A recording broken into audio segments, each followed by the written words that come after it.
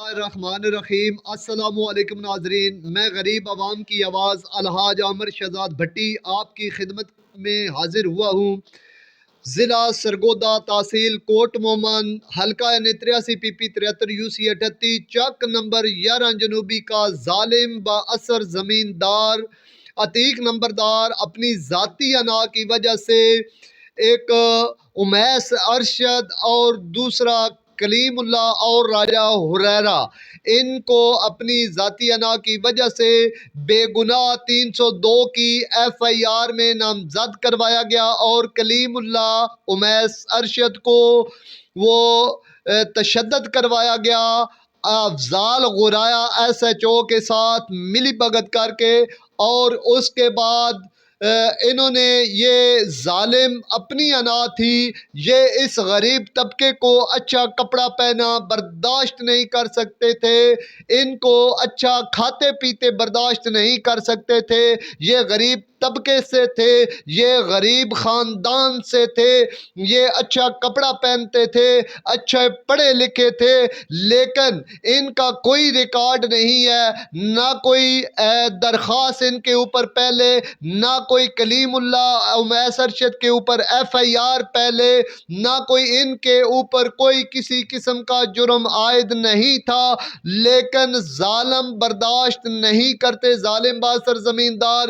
آپ دیکھ سکتے ہیں علاقہ میں ہر گاؤں میں کچھ نہ کچھ مخلص لوگ ہیں زمیندار، جو کچھ ظالم ہیں، ظالم غریب طبقے کو پکڑواتے ہیں تھانوں میں، اور مخلص لوگ، مخلص زمیندار چھڑواتے ہیں، ان کے غریب طبقہ تہ دل سے مشکور ہیں، لیکن جو ظالم لوگ ہیں اللہ پاک ان کو بھی ہدایت عطا فرمائے، جیسا کہ پورا علاقہ جانتا ہے کہ ان پر ظلم کیا گیا اور پھر تشدد کروایا گیا، بچے خون کی الٹیاں کرتے رہے، امیس ارشد کے پاؤں میں نیچے لیٹر جلوائے گئے، اور اس کے بعد ان کو ایسا اللہ عز و جل کی لاٹھی بے آواز تھی، ان کو پورا گاؤں چھوڑ گیا، سادات برادری چھوڑ گئی، راجہ برادری چھوڑ گئی، اور کھوکھر برادری چھوڑ گئی، ملک برادری چھوڑ گئی، غریب طبقہ بھٹی برادری چھوڑ گئی،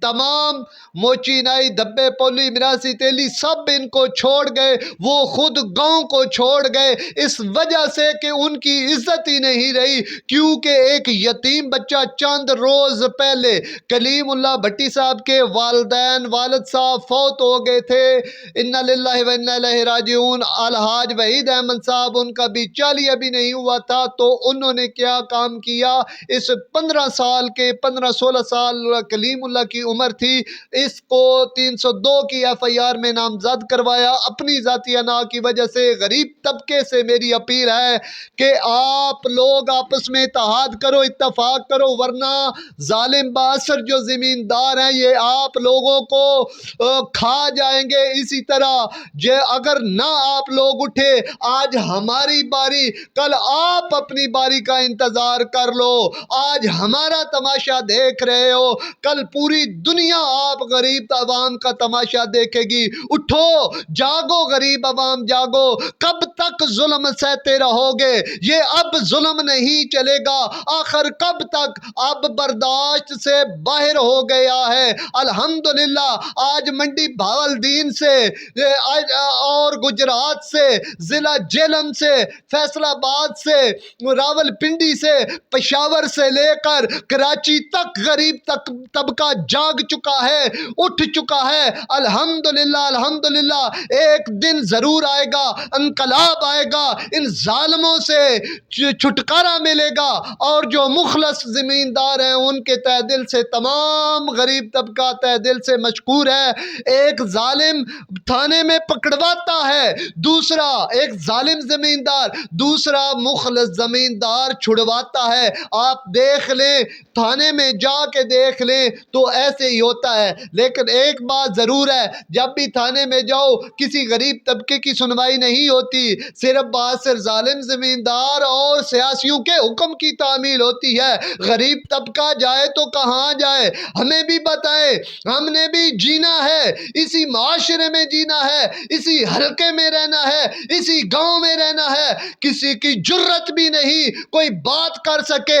ان کے چھوٹے چھوٹے جناب عزت ماں فلاں چودھری غریب طبقہ رسپیکٹ کر کر کے اپنے گھر سے کھا کے، تو ان کو عزت برداشت نہیں ہے۔ انشاءاللہ نیکسٹ ٹائم صرف غریب طبقہ آپس میں عزت کرے گا، آپس میں اپنے بھائیوں کی اور اپنے رشتہ دار اور غریب طبقے کی عزت اور رسپیکٹ کرے گا۔ ان کی خوشامد جھوٹی کرنے کا بھی کوئی فائدہ نہیں ہے۔ یہ بہت ظالم لوگ ہیں، منافق لوگ ہیں، ان کا کوئی کسی قسم کا ان کا عقیدہ ایمان نہیں ہے۔ اگر ہوتا تو یہ پکی بات کرتے۔ یہ منہ پہ صرف تم لوگوں کو، غریب طبقے کو یہ لوگ استعمال کرتے ہیں حسب بذائقہ نمک کی طرح۔